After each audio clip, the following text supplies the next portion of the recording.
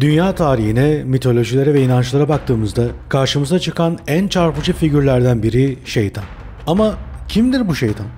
Bir iblis mi, insanın karanlığı mı yoksa ilahi bir sınayıcı mı? Bu videoda şeytanın farklı kültürlerdeki yansımalarına, semavi dinlerdeki rolüne ve modern dünyada nasıl bir algıya dönüştüğüne derinlemesine dalıyoruz. Şeytan sadece bir korku figürü mü yoksa insan ruhunun derinliklerinde saklanan gerçek bir yansıma mı? Anunnakilerin gizemli varlıklarıyla bağlantılı olabileceği düşüncesi bile akıllarda soru işaretleri bırakıyor. Hazır olun, çünkü karanlıkta parlayan bir gerçeği ortaya çıkarmak için yola çıkıyoruz. Şeytan kimdir ve neden var? Gelin bu sorunun peşine düşelim ve düşünmeye başlayalım.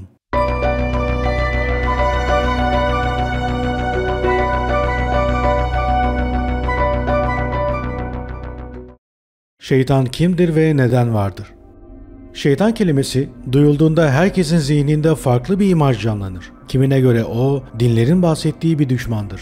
İnsanı saptıran, Tanrı'ya karşı gelen bir varlık. Kimine göre ise sadece bir metafordur. İnsanın içindeki kötülüğe verilen bir isimdir belki de. Kimi felsefeciler onu özgürlüğün, başkaldırının sembolü olarak görürken, ezoterik öğretilerde o, insanın kendi içindeki sınavıdır. Ama tam olarak gerçek nedir? Şeytan gerçekten var mı yoksa onun varlığı yalnızca insanın bilinçaltındaki en derin korkulardan mı besleniyor? Buna referans olabilecek Kur'an ayetleri de mevcuttur ve şeytanın sadece vesvese verebileceğini söyler.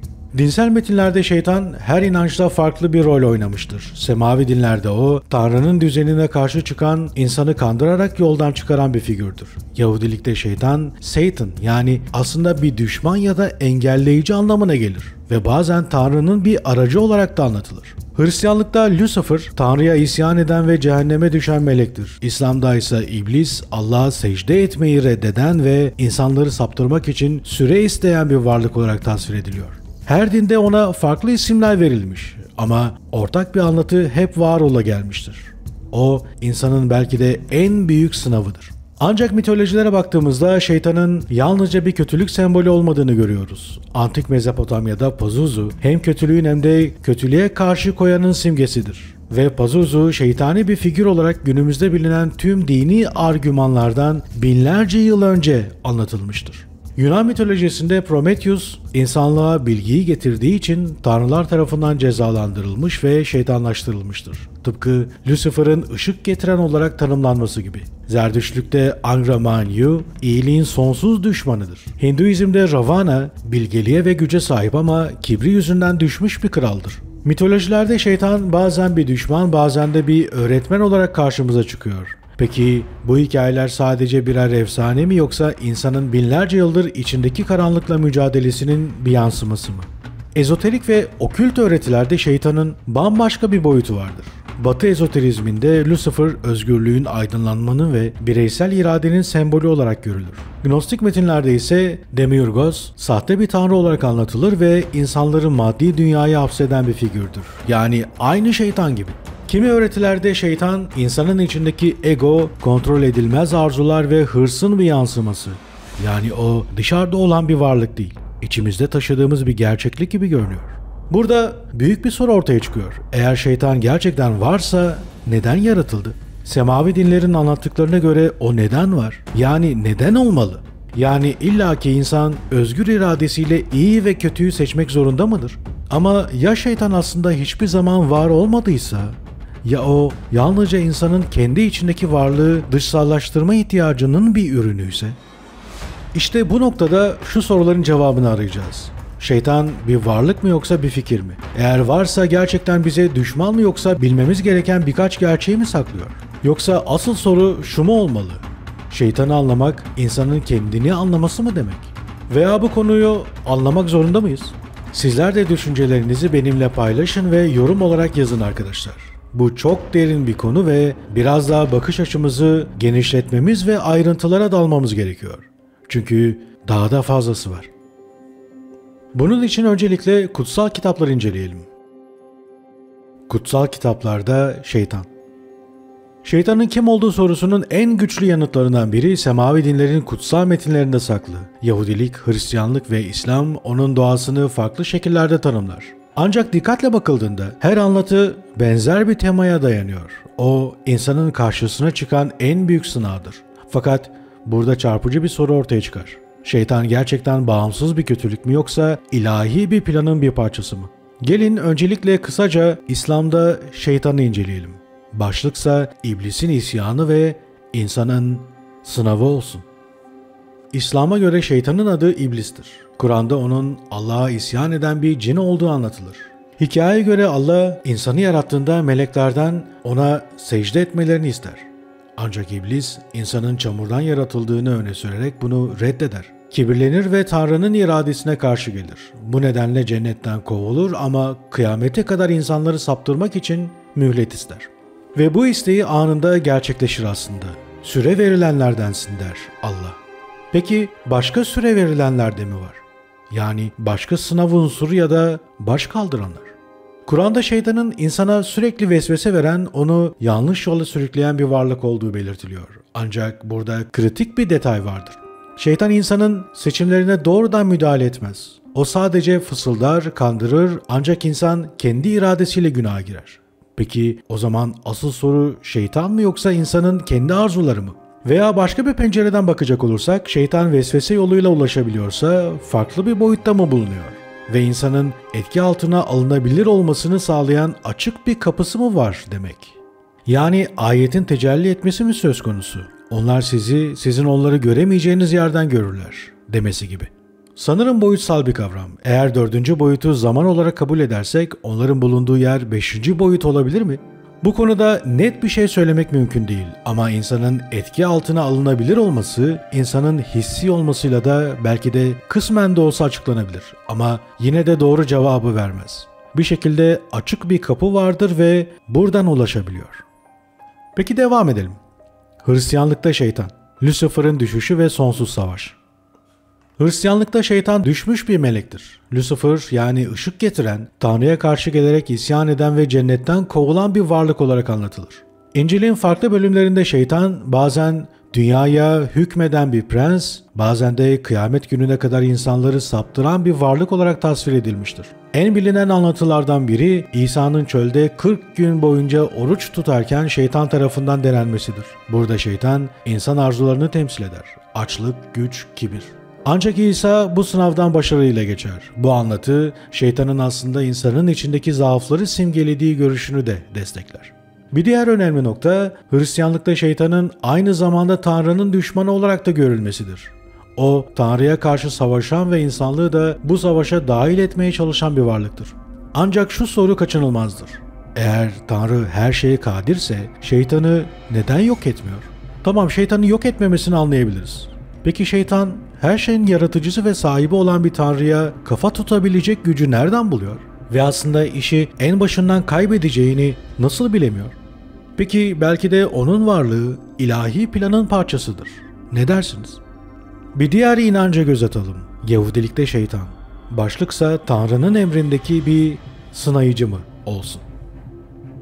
Eski ahitte şeytan, Hristiyanlıktaki gibi bağımsız bir kötülük figürü değildir. Yahudi metinlerinde Satan kelimesi genellikle karşı koyan, engelleyen anlamında kullanılır. Şeytan, burada bazen bir düşman, bazen de Tanrı'nın bir aracı olarak anlatılıyor. En dikkat çekici örneklerden biri Eyüp kıssasıdır. Eyüp, çok dindar ve zengin bir adamdır. Şeytan, Tanrı'ya onun sadece bolluk içinde olduğu için ima ettiğini söyler ve ona çeşitli felaketler yaşatma izni ister. Burada şeytanın amacı kötülük yapmak değil, insanın sadakatini test etmektir. Bu anlatı Yahudi mistisizminde şeytanın aslında bir sınayıcı olduğu görüşünü güçlendirir. O, insanı doğrudan yönlendiren bir varlık değil, Tanrı'nın planının bir parçası olarak insanın imanını test eden bir figür olarak görünüyor. Yani dolaylı da olsa Tanrı'nın bir aracıdır. Gelin apokrif ve gnostik metinlere de göz atalım. Yoksa o aslında insanları aydınlatmak isteyen mi? Resmi dini metinlerin dışında kalan apokrif ve gnostik öğretilerde şeytan bambaşka bir rolde karşımıza çıkar. Gnostisizm, dünyayı kusurlu bir yer olarak görür ve gerçek Tanrı'dan kopuk olduğunu savunur. Onlara göre asıl kötülük, maddeyi ve dünyayı yaratan sahte bir tanrı olan Demiurgus'tur.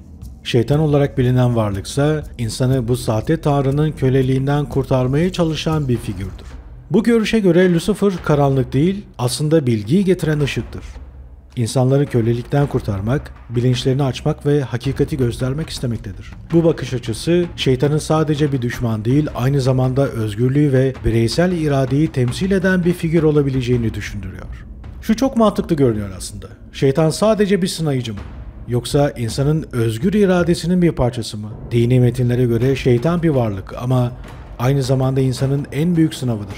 Fakat ezoterik ve alternatif öğretilere göre o, insanın kendisini keşfetmesi için bir fırsat.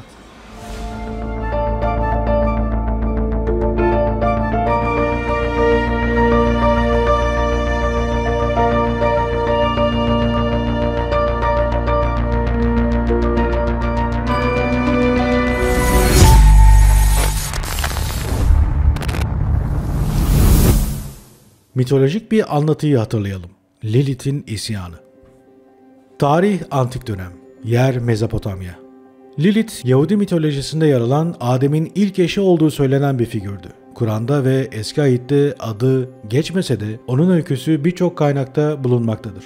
Lilith, Adem'le eşit şartlarda yaratılmış fakat daha sonra onunla anlaşmazlıklar yaşamıştır. Lilith, Adem'in kendisine itaat etmesini kabul etmedi ve bu nedenle cennetten kovuldu.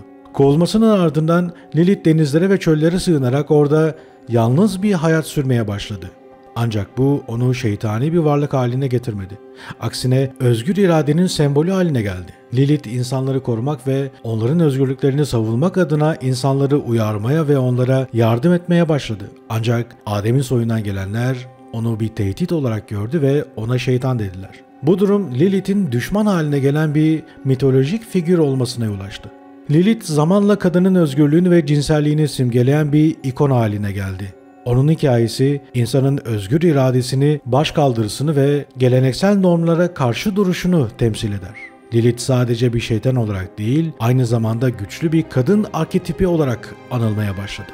Soru: Şeytan Tanrı katında olan bir varlık. Tanrı'ya itaat etmiyor ve kovuluyor. Tamam, bu konunun özünü anladık ama şöyle bir çelişki var. Şeytan diğer varlıklardan üstünse, Tanrı katındaysa ya da kutsal bir alandaysa itaat etmemenin getireceği cezanın farkında değil mi? Ya da Tanrı'nın veya Allah'ın herkesten çok bildiğini ve bunda da kendisinin anlayamayacağı bir şeyin olacağını bilmiyor mu? Tanrı sonsuz bir güce sahipse şeytan ne kadar savaşırsa savaşsın kaybedeceğini göremiyor mu da baş kaldırıyor? Şeytanın itaatsizliği ve Tanrı'ya karşı gelmesi hem mantıksal hem de felsefi bir açmaz içeriyor gibi görünüyor. Şimdi bu çelişkiyi anlamaya çalışalım. Başlık şu: Şeytan Tanrı'nın sonsuz gücünü ve olası sonuçları bilmiyor muydu? Eğer şeytan Tanrı'nın sonsuz bilgiye ve güce sahip olduğunu biliyorsa ona baş kaldırmanın kesin bir yenilgiyle sonuçlanacağını da bilmesi gerekirdi. Ancak burada birkaç farklı açıklama var. Bazı teolojik yorumlara göre şeytanın en büyük günahı kibirdi. Kibir, aklı perdeleyen bir unsurdur. İblis, Allah'ın her şeyi bildiğini kabul edebilir ama kendi üstünlüğüne olan inancı bu gerçeği göz ardı etmesine neden olmuş olabilir. Kendini o kadar büyük gördü ki Tanrı'nın kararını sorgulama cesareti buldu. Şeytanın bir melek olmadığı, bir cin olduğu İslam'da açıkça belirtilir.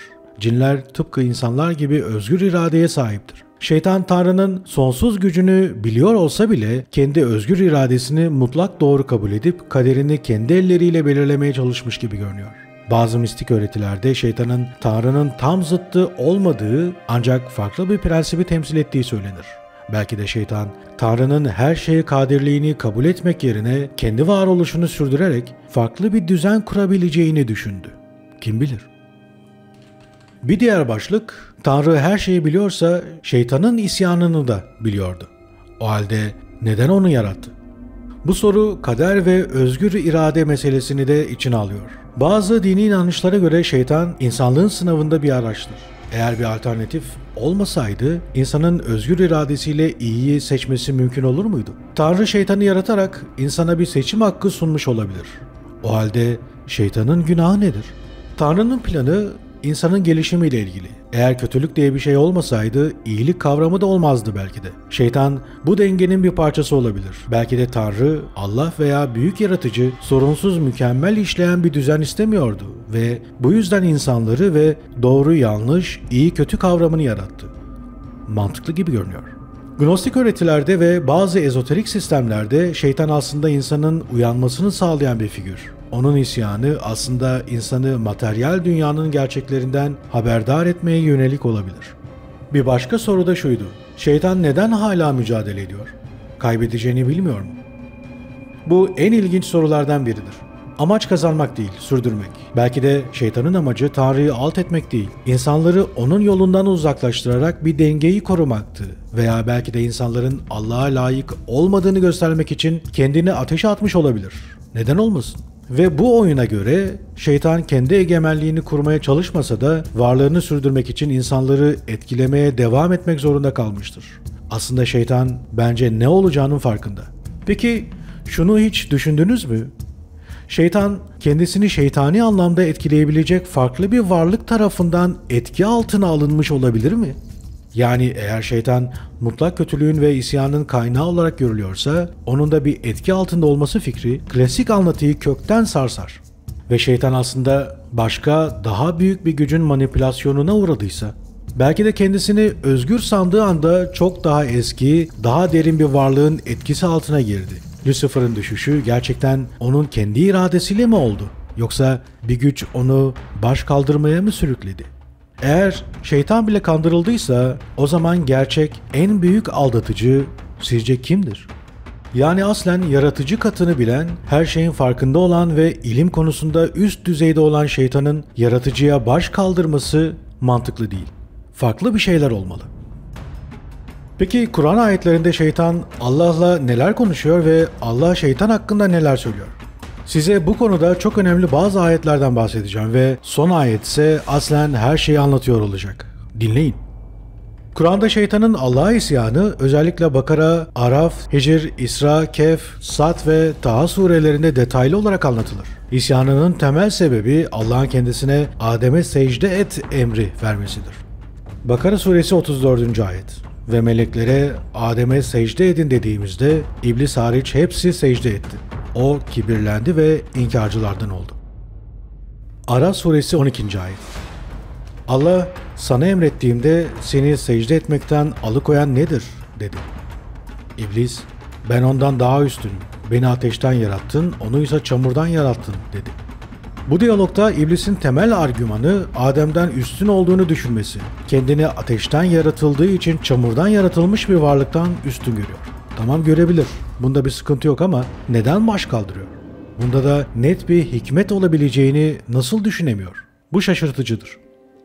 Şeytan Allah'a isyan ettikten sonra ondan bir talepte bulunuyor. Bu talep insanları saptırmak için kıyamete kadar mühlet istemesi. Hicr suresi 36, 37, 38. ayetler. İblis dedi ki, Rabbim bana insanların dirileceği güne kadar mühlet ver. Allah dedi ki, sen mühlet verilenlerdensin. Ancak bilinen vaktin gününe kadar. Bu diyalogda dikkat çekici olan nokta Allah'ın şeytana mühlet vermesi. Yani şeytan kıyamete kadar insanları kandırma fırsatına sahip. Tabi burada şeytan insanlardan üstünse bir şekilde kazanacaktır ama bu Allah'a karşı bir zafer değil, insanlara karşı bir zaferdir. Ve bu kendini yerini sağlamlaştırmaya yarayacağını düşündürür. Fakat teoride zamanında şeytan Allah yolunda olan bir varlıksa o halde Allah tarafından yaratılan insanlara düşman kesilmesi hiç de mantıklı görünmüyor arkadaşlar. Ama yine de olaylar devam ediyor. Şeytan Allah'tan mühlet aldıktan sonra insanları saptıracağını açıkça ilan eder. Araf suresi 16-17. ayetler. Beni azdırmana karşılık andolsun ki ben de onları saptırmak için senin doğru yolunun üzerinde pusu kuracağım. Sonra mutlaka onların önlerinden, arkalarından, sağlarından ve sollarından onlara sokulacağım ve sen onların çoğunu şükredenlerden bulamayacaksın. Burada şeytan insanlara dört bir yandan yaklaşacağını ve çoğunu şükretmeyen yani Allah'a yönelmeyen insanlar haline getireceğini söylüyor. Bu gayet net bir anlatım. Bunu sizler de görüyorsunuz ama şöyle bir durum söz konusu. Eğer şeytan veya şeytansı varlıklar insanlara etki etmezse ve etki etmek için hunharca mücadele etmezse demek ki insanlar özünde Allah'a karşı küfre girmeyecekler. Yani şeytan bir şekilde etki ederek insanları yoldan çıkarıyor. Burada önemli olan onların insanlara etki etmeden insanların yoldan çıkıp çıkamayacağına bakılması gerekiyordu. Ne dersiniz? Ve bence asıl sınav budur. Devam edelim. İsra suresi 62. ayet. İblis dedi ki, beni azdırdığın için andolsun ki ben de yeryüzünde onlara günahları süsleyeceğim ve onların hepsini mutlaka azdıracağım. Bu ayette şeytanın insanlara günahları cazip gösterme taktiği dikkat çekiyor. Bir diğer ayette İsra suresi 65. ayet. Ey iblis! Kullarım üzerinde senin hiçbir hakimiyetin yoktur. Rabbin vekil olarak yeter. Bu ayet çok önemli. Çünkü Allah şeytanın ancak kendi peşinden gidenler üzerinde etkili olabileceğini söylüyor. Bu müthiş bir ayettir. Ve geldik birçok konuyu kökünden çözen ayete. İbrahim suresi 22. ayet. Ve şeytan iş olup bittiği zaman der ki, şüphesiz Allah size gerçek olanı vaat etti. Ben de size vaatte bulundum ama size yalan söyledim. Zaten benim size karşı bir gücüm yoktu. Sadece sizi çağırdım, siz de bana uydunuz. O halde beni kınamayın, kendinizi kınayın. Ben sizi kurtaramam, siz de beni kurtaramazsınız. Şüphesiz ben daha önce beni Allah'a ortak koşmanızı da reddetmiştim. Şüphesiz zalimler için elem dolu bir azap vardır. Bu ayet inanılmaz derecede etkileyici. Şeytanın aslında sadece bir vesvese kaynağı olduğunu, insanları zorla yönlendirmediğini ve nihayetinde herkesin kendi iradesiyle hareket ettiğini gösteriyor. Burada en çarpıcı noktalardan birisi de şeytanın bile ben sizi zorlamadım, sadece çağırdım ve siz geldiniz diyerek kendisini bir nevi aklaması. Yani şeytan klasik algının aksine her şeyi kontrol eden mutlak bir kötülük figürü değil. Bunun altı çok net bir şekilde çiziliyor. O sadece bir sınav unsuru ya da insanın kendi zaaflarının bir yansıması olabilir. Daha çarpıcı olan nokta ise şeytanın bile bir sınırı olduğunun bu ayette vurgulanmış olması.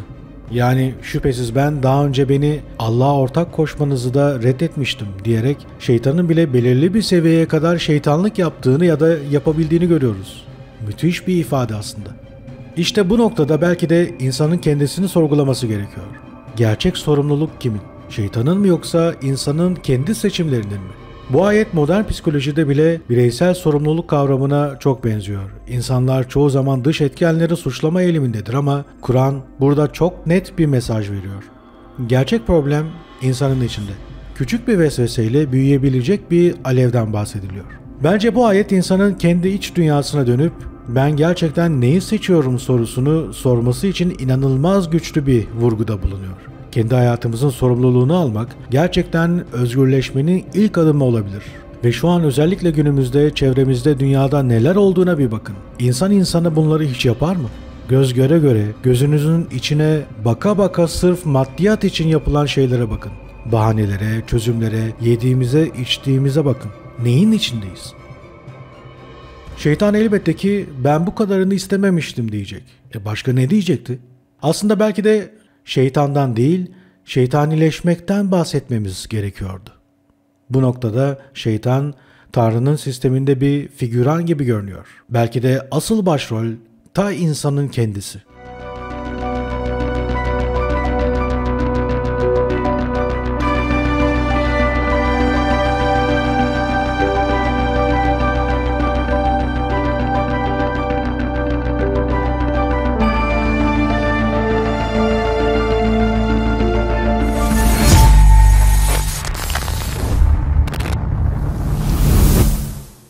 Hz. Süleyman ve şeytanın emri. Tarih antik dönem. Yer Kudüs. Hz. Süleyman birçok efsane ve mitolojiye konu olmuş kudretli bir kraldır.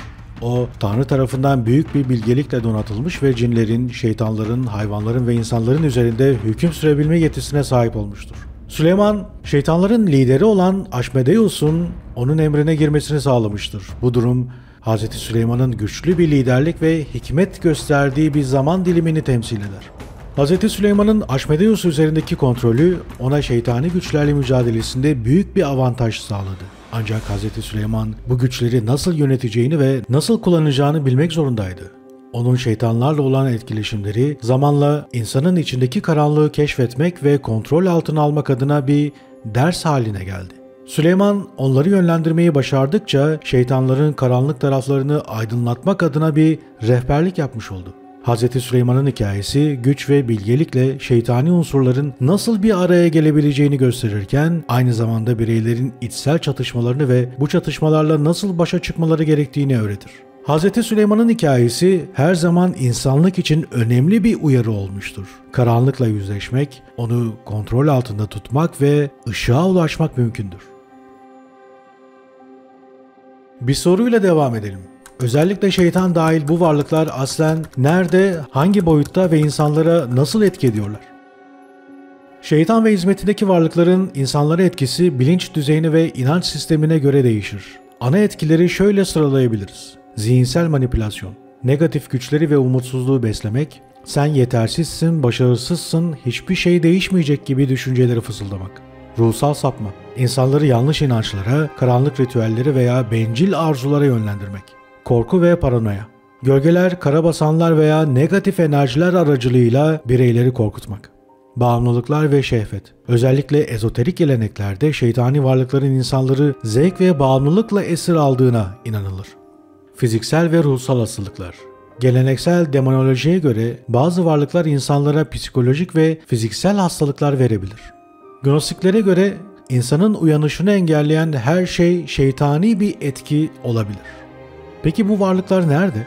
Burada işin en gizemli ve tartışmalı boyutuna geliyoruz. Bu varlıklar gerçekten fiziksel bir yerde mi yaşıyorlar yoksa farklı bir boyutta mı? İslam ve Kur'an'a göre cinler insanlar gibi dünyada yaşar ama farklı bir boyutta. Onları göremeyiz ama onlar bizi görebilir. Hristiyanlık ve kabalistik gelenek.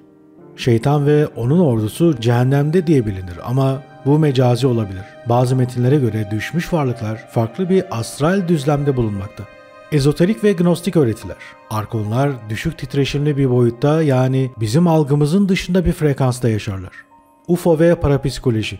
Bazı teorilere göre bu varlıklar uzaylılar gibi farklı boyuttan gelen varlıklar olabilir. Hatta bazı UFO kaçırılma vakalarının aslında demonik vakalarla bağlantılı olabileceği düşünülüyor.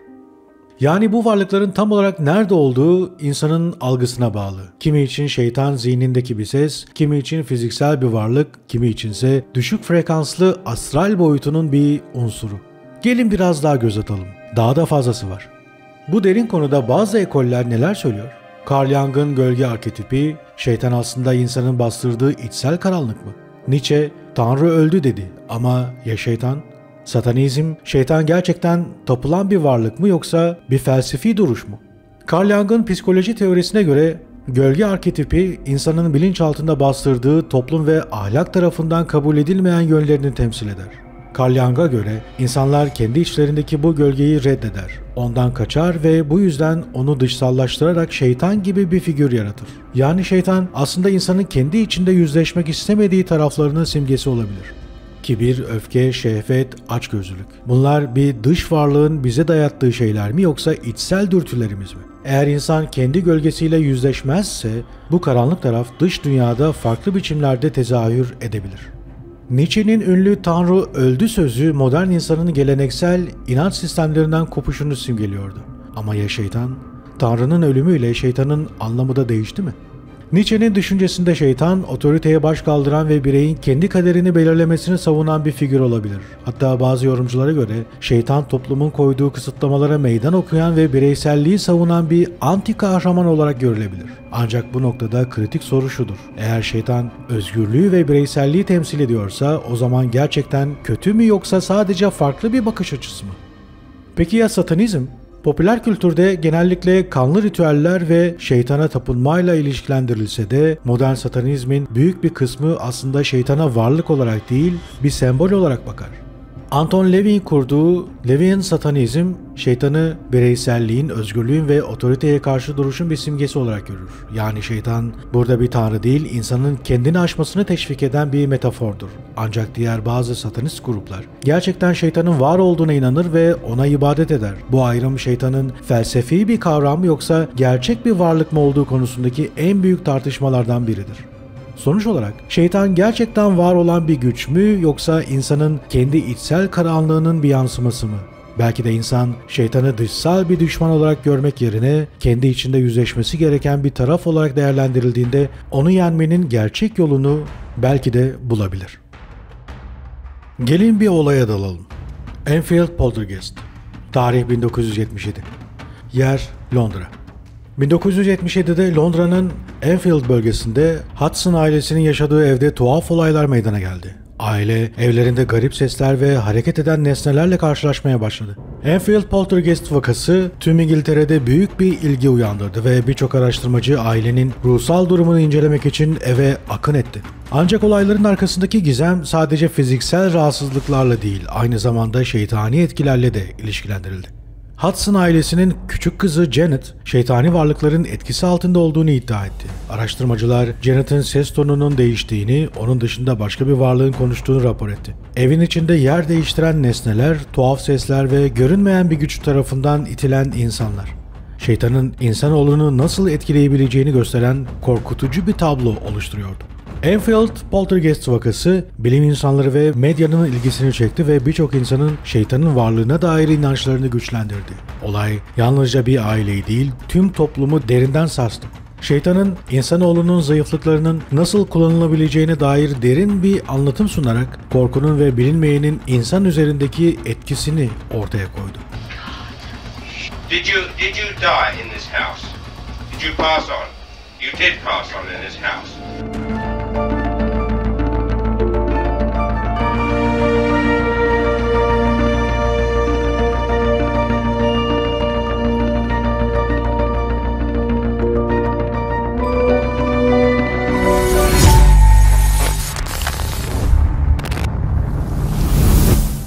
Peki beyaz perdeye aktarılan birçok yapım arasından öne çıkan Rosemary'nin Bebeği filmi hakkında neler söyleyebiliriz?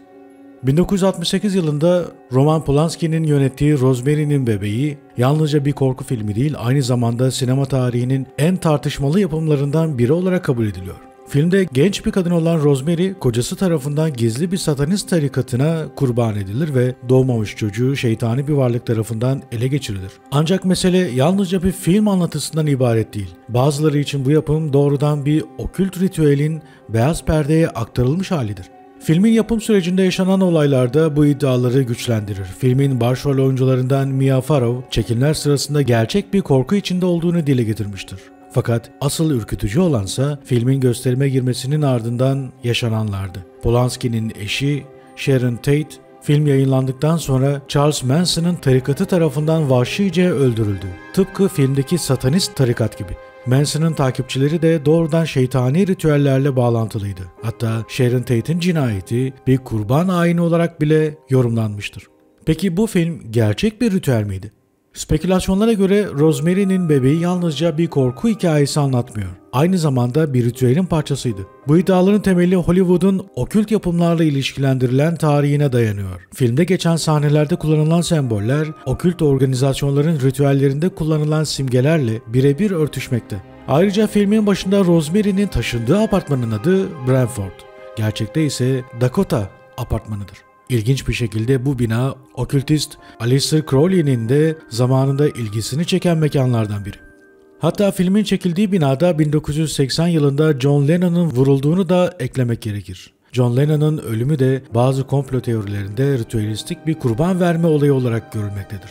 Diğer çeşitli tarihlerde de bu binada birçok ceset bulunmuştur. Peki bu film şeytanın sinemadaki en büyük temsili mi oluyor? Rosemary'nin Bebeği, şeytani güçlerin sinema aracılığıyla insan zihnine işlenmesi teorisinin en güçlü örneklerinden biri olarak değerlendirilir. Hollywood'un insan bilincine okült sembolleri yerleştirmek için belirli ritüelleri sanat yoluyla sunduğu iddia ediliyor. Örneğin filmin müzikleri, lullaby yani ninni formundaki tema müziği, bilinçaltını hipnotize etmek için tasarlandığı açıklanmıştır. Diğer taraftan satanist cemiyetlerin desteği. Filmin danışmanları arasında ünlü satanist Anton Levy ve Aleister Crowley'nin de olduğu iddia edilmiştir. Bir diğeri kurban bilinci. Filmin final sahnesinde Rosemary bebeğini şeytani tarikatın eline teslim eder. Bu sahnenin satanist ayinlerdeki bebek kurban ritüellerini temsil ettiği söylenir. Tüm bu bilgiler Rosemary'nin Bebeği filminin sadece bir korku filmi değil, belki de Hollywood'un en derin okült yapıtlarından biri olduğunu düşündürüyor. Eğer bu film gerçekten bir ritüelin parçasıysa, peki o zaman o doğan bebek kimdi? Rosemary'nin Bebeği gibi okült temalı filmler şeytanın sinema dünyasında yer edinmesinin sadece başlangıcı olabilir mi? Hollywood'un perde arkasında Luciferyan temaların sistematik olarak işlendiği iddiaları uzun zamandır tartışılıyor. Örneğin The Exorcist filmin setinde ölümler ve yangınlar gibi tuhaf olaylar yaşandı. The Omen, Kehanet filminin çekimleri sırasında ekip üyelerinin başına kazalar ve trajik ölümler geldi. Eyes Wide Shut, gözleri tamamen kapalı filmi Stanley Kubrick'in ölümünden hemen önce tamamlandı ve orijinal versiyonuna ait bazı sahnelerin kaldırıldığı açıklandı. Film, yüksek sosyeteye ait satanik ritüelleri betimliyor. Bunlar sinemanın yalnızca bir eğlence aracı mı yoksa bilinçaltına şeytana dair mesajlar işleyen bir araç mı olduğu sorusunu gündeme getiriyor. Tabi diğer taraftan yapay zeka, transhumanizm ve şeytani teknoloji kavramları da var. Geleneksel anlayışa göre şeytan, insanı yoldan çıkaran baştan çıkarıcı bir figürdür. Peki yeni çağın en büyük baştan çıkarıcısı sizce ne olabilir?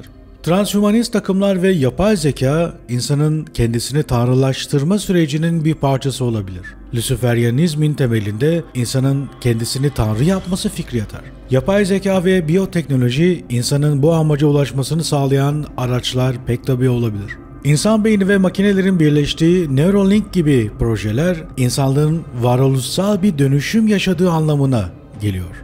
Ayrıca kutsal metinlerde canavarın işareti olarak geçen kavram, dijital para sistemleri ve biyometrik çiplerle de bağlantılı olabilir. Bu konu çok önemlidir ve üzerinde detaylıca düşünmek ve konuşmak gerektiriyor.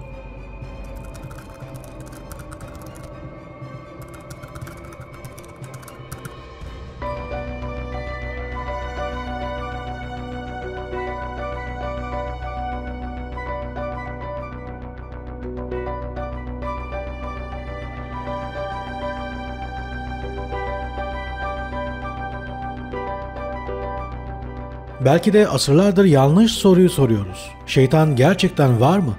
Oysa asıl soru şu olmalı. Şeytan nerede? Onu cehennemin derinliklerinde, mistik öğretilerde ya da okült ritüellerde mi aramalıyız? Yoksa şeytan insanın kendi gölgesinde, arzularında, hırslarında, teknolojinin, yapay zekanın içinde mi saklı? Bir zamanlar gökyüzünden kovulduğu söylenen bu varlık belki de en büyük tuzağını kurarak insanların zihnine yerleşti. Bize bilginin, özgürlüğün, sınırları aşmanın cazibesini sundu ama karşılığında neyi aldığını kimse sorgulamıyor. Hollywood'un romantize ettiği, ezoterik örgütlerin aydınlanmayla ilişkilendirdiği transhumanistlerin ise tanrısal bir evrim olarak sunduğu bu figür her çağda yeni bir kılığa büründü. Eski metinler onun bizi kandıracağını söyler ama belki de en büyük kandırmacası bizim onun varlığına dair tartışmamızdır. Eğer şeytan gerçekten varsa en büyük başarısı insanların onu bir masal, bir mit ya da basit bir metafor sanmasını sağlamak olabilir. Sonuç olarak şeytanı gökyüzünden indirdik. Cehennemden çıkardık ve içimize, sistemlerimize, ideolojilerimize, hatta makinelerimize kodladık. Ama bir soru hala cevapsız. Şeytan bizi yönlendiren bir varlık mı yoksa bir şekilde şeytanileştik mi? Düşünmenin tam zamanı. Peki ya tüm bu anlatılanlar kadim Sümer tabletlerinde bahsedilen Anunnakilerin farklı bir yorumuysa? Tanrı ve şeytan mücadelesi aslında dünyaya hükmeden iki zıt Anunnaki grubunun savaşı olabilir mi? Biri insanlığı kontrol altında tutmak isterken diğeri ona bilgiyi ve özgürlüğü mü sundu? Belki de şeytan düşmüş bir melek değil, yasak bilgiyi paylaşan isyancı bir varlıktı. Tıpkı Prometheus gibi. Eğer öyleyse asıl soru şu: İnsanlık hangi tarafın mirasını taşıyor?